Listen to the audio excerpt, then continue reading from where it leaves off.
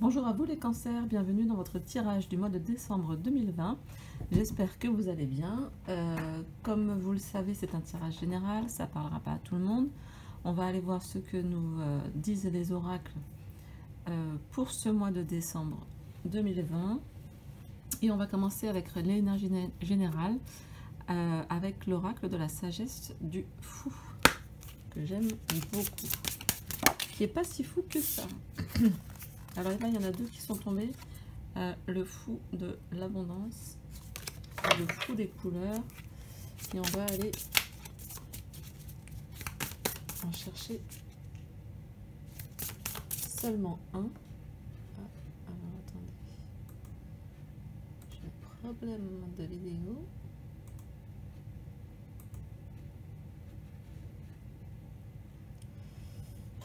Comme quoi, faut pas faire deux choses à la fois.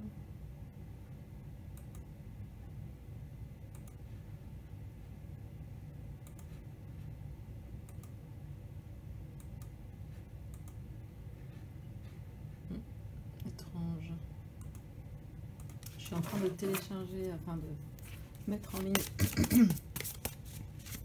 les vidéos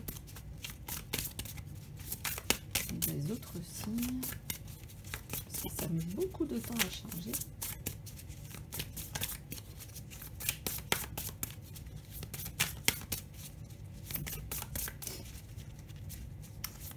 Allez, on se concentre.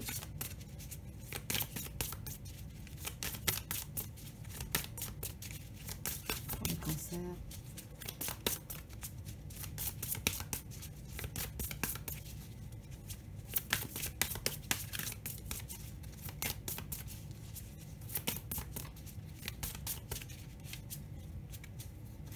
L'énergie générale.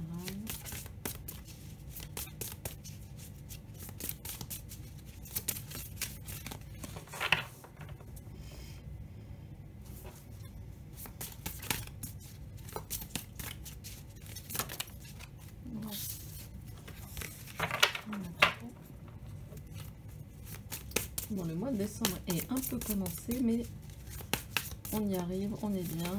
Première semaine. Ah, allez, voilà.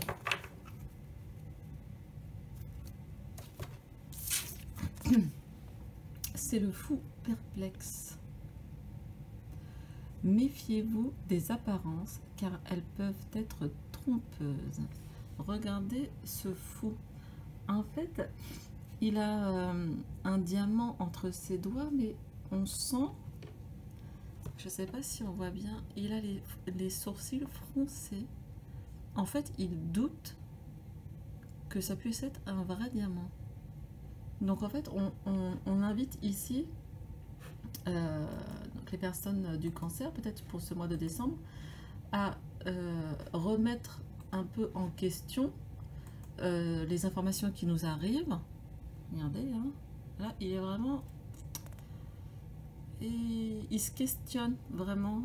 Pour moi, c'est pas forcément penser que tout le monde ment et tout ça. C'est pas forcément ça. C'est juste se donner l'autorisation, entre guillemets, de remettre en question, de voir sous un autre angle, de chercher soi-même les réponses, d'aller creuser un petit peu plus profondément les informations ou les choses que l'on reçoit.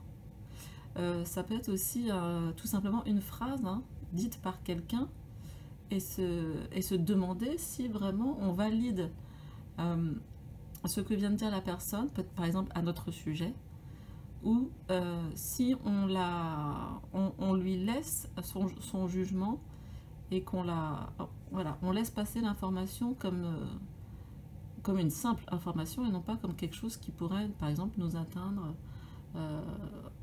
Je prends comme exemple, par exemple, quelqu'un qui dit « Ah oui, de toute façon, toi, t'es égoïste et tout. » Est-ce que vraiment je le suis? Est-ce que ça appartient plutôt à la personne qui vient de prononcer ces paroles? Est-ce que cette personne est frustrée par une situation, pour le fait de ne pas obtenir quelque chose?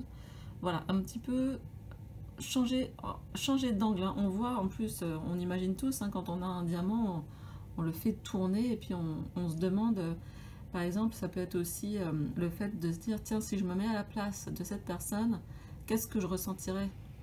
Et peut-être essayer ainsi de mieux la comprendre. Intéressant, ça promet. Alors, on va aller voir, je baisse un petit peu, avec ce fou perplexe. Ça, il me plaît beaucoup, ce fou. Ça pourrait être dans le tarot un peu le pendu, en fait. Le fait de changer d'angle, de point de vue,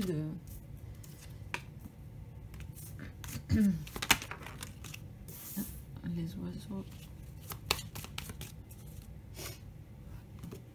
Je trouve ça toujours intéressant.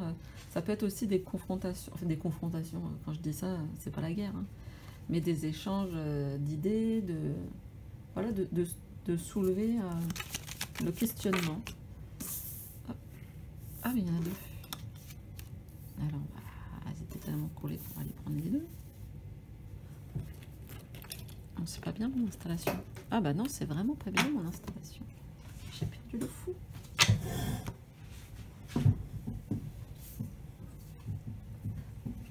Voilà, on s'installe là.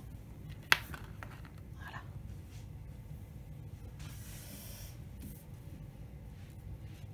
On a donc les oiseaux, on a l'arbre.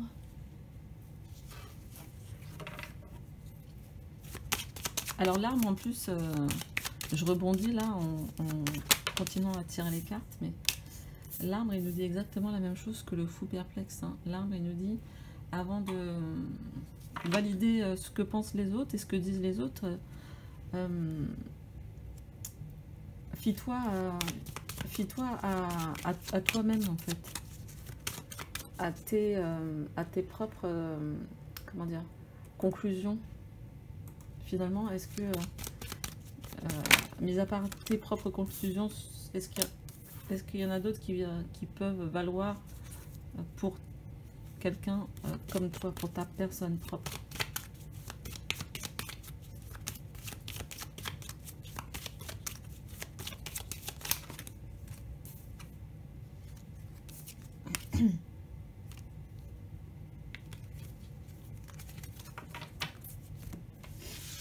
Alors avec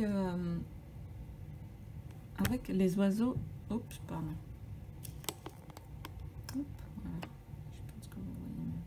Avec les oiseaux là, on a ce côté de, justement, c'est marrant, c'est très peser le pour et le contre.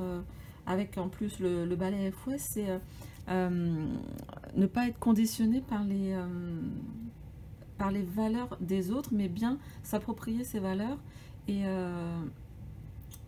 quelque part s'y tenir. Donc on a quand même un côté vachement questionnant, presque scientifique. J'ai l'impression que vous êtes presque dans une démarche scientifique de trouver vos propres réponses. Donc ça c'est très intéressant comme énergie, je trouve. Et donc avec ces oiseaux, c'est vraiment une analyse détaillée pour voir justement, pour voir de haut. On a un côté très vif, très rapide de l'analyse. Et pour autant, on a ce côté doux du féminin qui est là et qui apporte une petite touche plus, voilà, enfin oui, une touche un petit peu plus douce, parce que là on voit avec les valeurs, le fait d'être fier de soi, enfin de se positionner ici là avec la tour, le fait d'être lucide, objectif, très détaché en fait. On a vraiment on a vraiment ce côté très scientifique qui parle là. Donc je sais pas s'il y en a qui sont des scientifiques là dans ceux qui nous entendent, mais on a, ou qui ont un esprit scientifique, et vraiment avec cette idée de recherche, grâce à ces valeurs, de recherche, de rechercher soi-même les réponses à ces questions. Donc intéressant. Je vais juste voir un petit peu que cette femme vient faire là? Alors bien sûr, vous pouvez être une femme ou...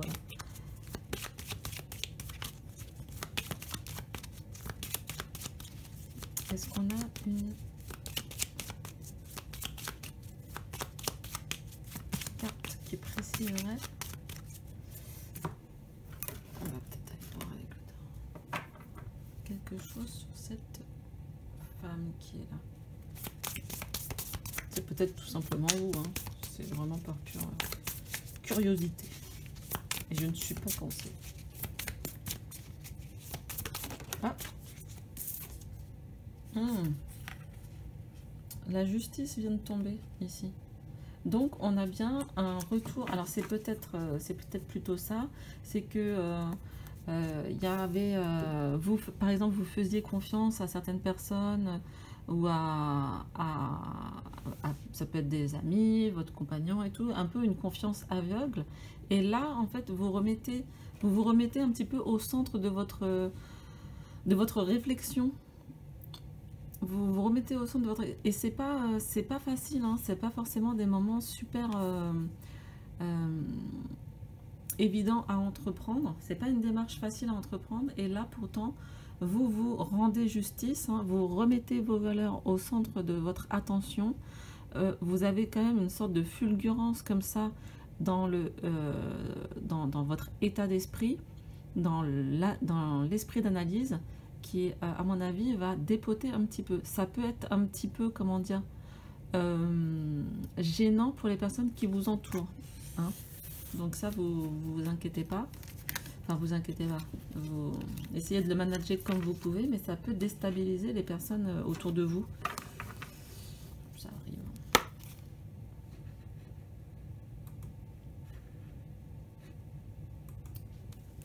Alors, on va aller voir ce que raconte l'oracle des miroirs. C'est marrant, il y a des signes pour lesquels ça parle tout de suite. Et d'autres, c'est un peu plus long.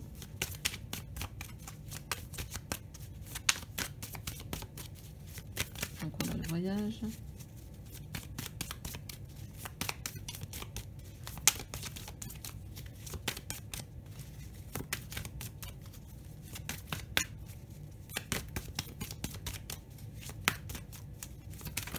Mais il y en a qui veulent voyager, voilà, c'est tout. La messe est dite.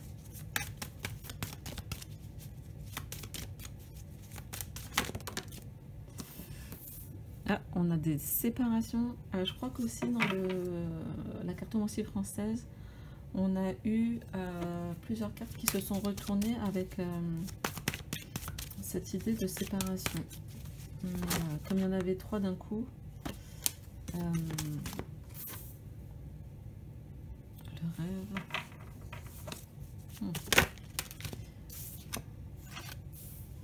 Fatalité.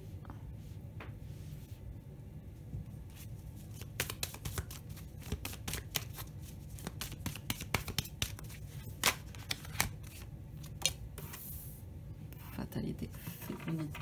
Il nous reste plus que la famille, on aura plein de F.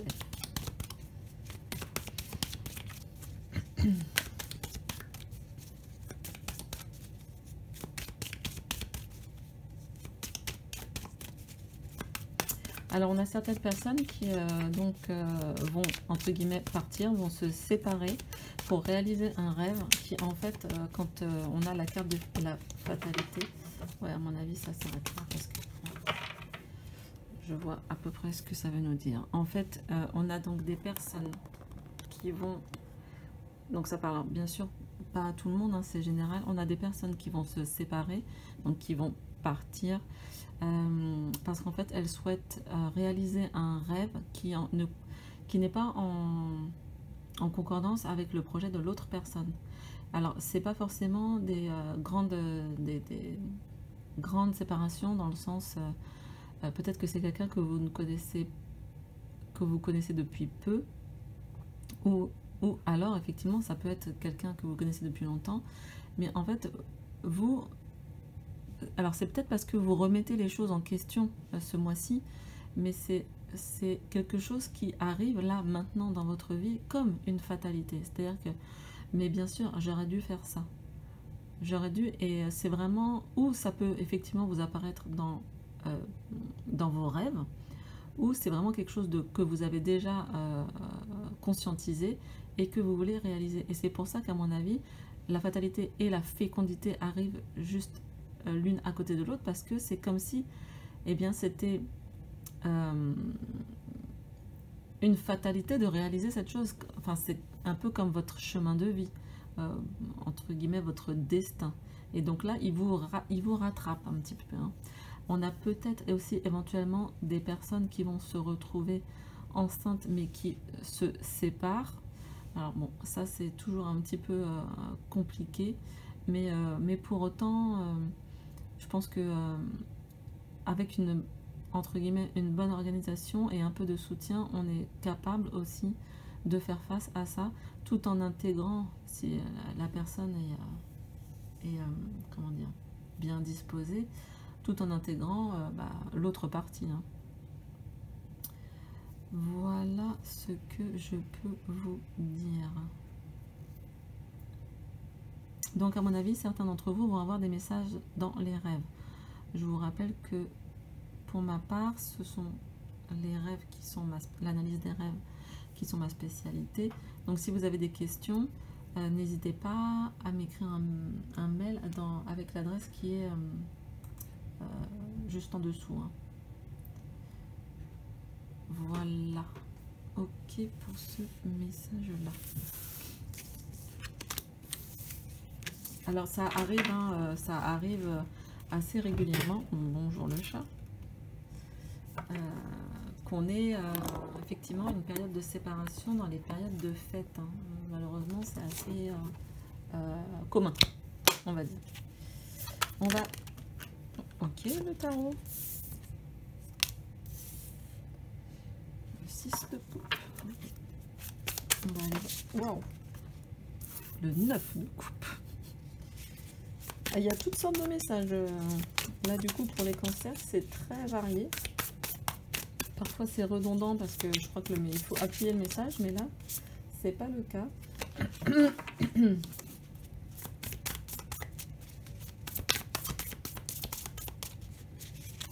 Alors on a le 6 de coupe, hein. Il y a quand même encore une fois ce rappel là, comme on vient de le dire sur le précédent tirage, quelque chose dont vous rêviez, et là c'est un peu le même état d'esprit, c'est-à-dire c'est quelque chose qu'on aurait bien aimé faire enfant par exemple, et qu'on n'a pas réalisé, et là ça revient vers nous. En plus, donc, je sais pas si vous suivez, mais là on a le 9 de coupe, donc là, les souhaits. Alors on peut avoir ce côté un peu hésitant. Est-ce que c'est vraiment la bonne décision? Est-ce que c'est pas la bonne décision? Et mais qu'est-ce que c'est que cette drôle d'idée? Pour certains d'entre vous peut-être, mais qu'est-ce que c'est que cette drôle d'idée de vouloir faire des tirages de cartes ou des guidances ou du spiritisme ou de je ne sais quoi d'autre, ou de l'énergétique. Voilà, ça fait un petit peu trop là.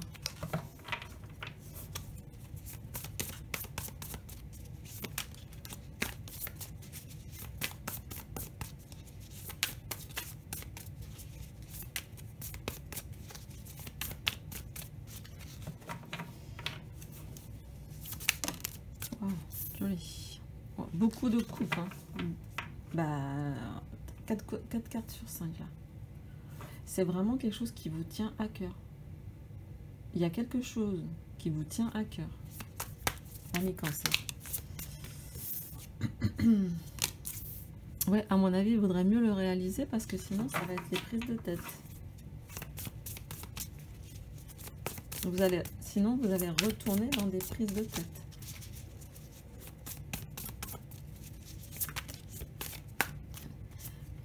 Elle a voulu sortir, c'était... Oui, ça va mon chat? Oui, bah oui, bonjour, bonsoir. Bon là on voit plus rien du tout. Ça va Mugen? Tu nous fais un peu de place? Non? Tu veux passer sur YouTube? Oui. Ah ouais, mais si tu te frottes à la caméra, ça va être compliqué là. Désolée pour les...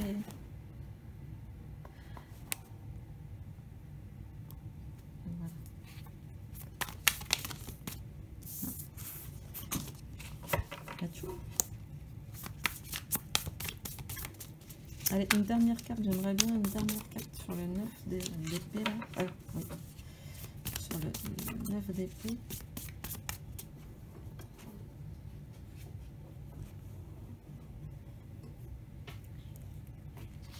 Le 9 d'épée, c'est de l'anxiété. Alors, c'est peut-être parce que vous doutez encore, parce que ça, c'est sur la même ligne que le 7 de coupe, là. Il y a des doutes, mais c'est normal hein, quand on change... voilà. Couche-toi. Quand on change un peu d'axe de vie, d'axe de pensée aussi, c'est normal d'avoir cette période un peu compliquée, mais regardez. C'est marrant, vous avez beaucoup de 9. Là, on récolte. Je pense que je vais m'arrêter là parce que c'est pas un tirage personnel. Donc, en fait, si on est bien d'accord, là, comme je disais au tout début, on a quelque chose qui revient de l'enfance. Hein, on a quelque chose de joyeux, d'heureux qui revient de l'enfance, n'est-ce pas, mon chat? Et qui vous demande, à mon avis, d'être exprimé. On a, avec le 9 de coupe, ce côté, je fais un souhait que je réalise. Par contre, effectivement, si vous êtes déjà dans une... Imaginons si vous êtes déjà dans votre job et tout, et que tout se passe bien, eh bien, on peut hésiter. Alors ici, on a beaucoup de coupes, et moi, ça me dit bien que peut-être vous hésitez entre deux personnes. Ça ne veut pas dire que vous êtes avec les deux personnes. Attends, il y a mon fou perplexe qui va encore glisser. Ça ne veut pas dire que vous êtes avec les deux personnes, c'est peut-être que vous connaissez deux personnes qui vous plaisent et qui sont très très très différentes. Ou deux activités qui vous plaisent, mais qui sont un peu... par exemple, une très pragmatique. Non, mais si tu t'en vas avec ma guirlande, alors là... là, c'est n'importe quoi. Descends. Voilà. Il avait chassé ma guirlande.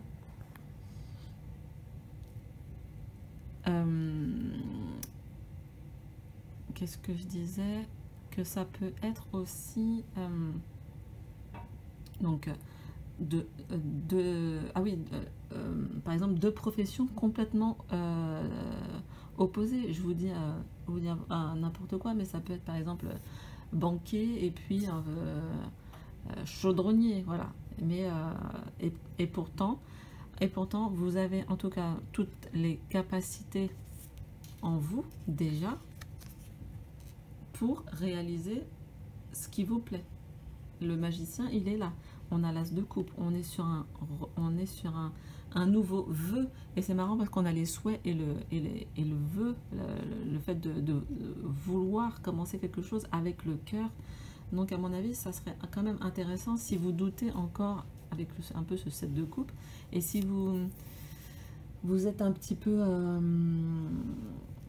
dans le stress, dans les émotions négatives, je dirais que ressentez vraiment, parce que vous avez presque que des coupes, ressentez vraiment ce que vous dit votre cœur, parce qu'après, là sur le 9 d'épée, j'ai le 9 de denier, donc on est dans la récolte, on est on a bien travaillé et on récolte les fruits de son travail. Donc c'est, à mon avis, intéressant quand même de se pencher sur votre projet, on va dire, de cœur, même si vous doutez que vous avez du stress dessus.